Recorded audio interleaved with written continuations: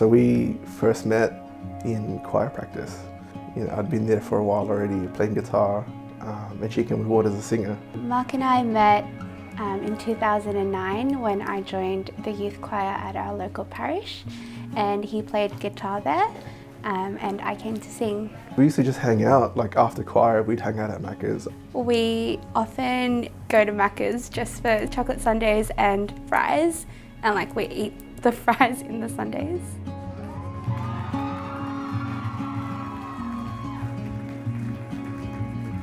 I had no idea that it was, we were going to end up here today, marrying each other. Our friendship really was strengthened by the youth group that we joined, and our whole relationship has been, in our local parish, in our church, and I think that's something that's really kept us strong, our faith and the faith that we share together.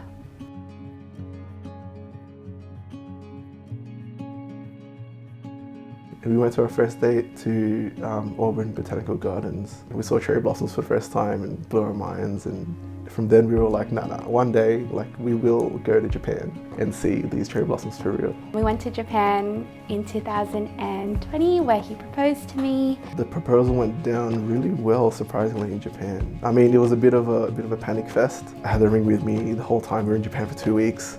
Every single day, every night, and constantly checking my bag, paranoid, is the ring still here? What do I do? We were with friends, and so they were in on the plan as well. And by that, I mean there was no plan.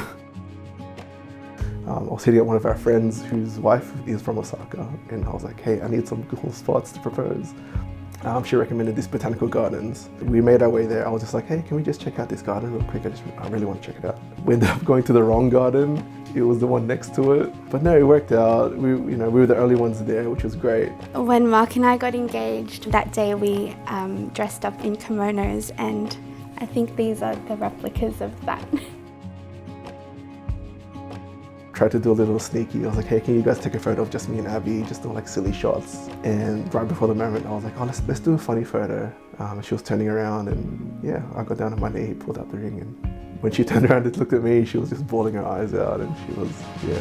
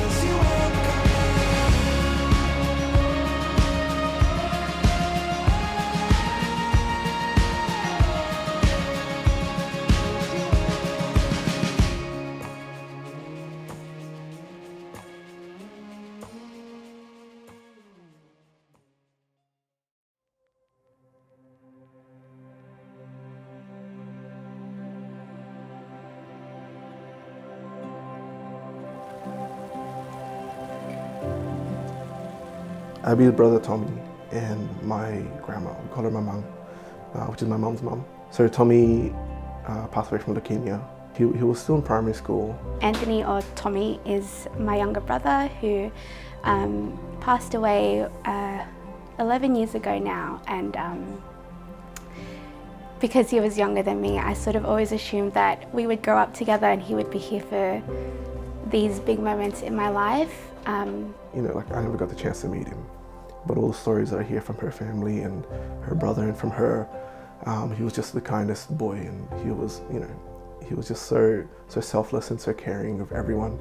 The journey of when he was diagnosed and when he was receiving treatment and ultimately when he passed away was, a hard time in our lives, but we, I suppose, always found joy in the time that we did have with him.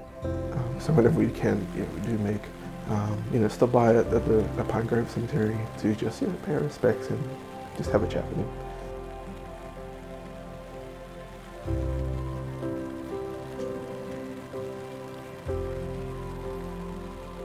Mark never met Tommy, but He was there when we had the funeral, and he was someone that comforted me during those times. My grandma, my mum, she basically raised me. Like, she was basically my babysitter.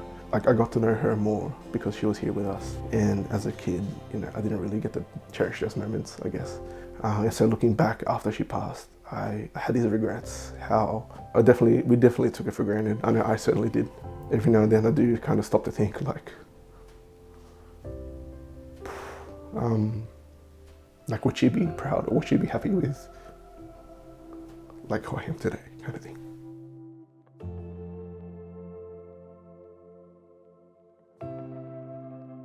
And while they never met, I think that their personalities would have gotten on. Mark's so humorous and Tommy's so chill and funny, and I think they would have both made fun of me and annoyed me at times, but yeah, I think they would have been really good friends and really good brothers eventually. I think it'd be super important, and it'd be like super meaningful for both of us to be able to include Tommy and my mum in our day.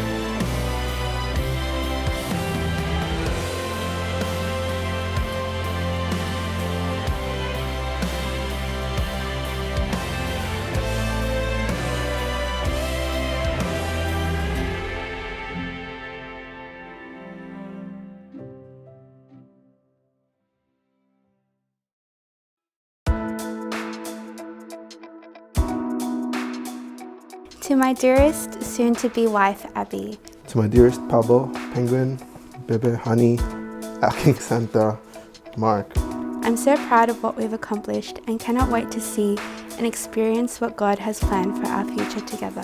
From the moment I met you, my life has been the most exciting, joyful experience. To think that back on that blessed day, I walked into choir for the very first time. I still think back to those early days of choir practices back at the old church and find it so surreal that it's all boiled down to today. I was walking towards God's greatest gift and blessing for me is crazy.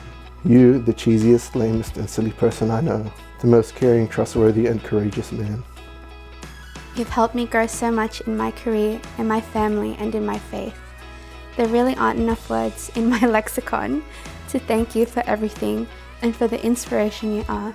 All the fleeting moments in our friendship, the first date to the movies when you first told me you loved me, the first kiss at the harbor, the first time we saw cherry blossom, the day we progressed from friends to lovers. I cannot wait to walk towards you again as I make my way down the aisle. I cannot wait to meet you in front of the altar to present ourselves and our love, and to walk together in His light and love for the rest of our lives. I love you the most. See you soon. Yours always and forever, Mark.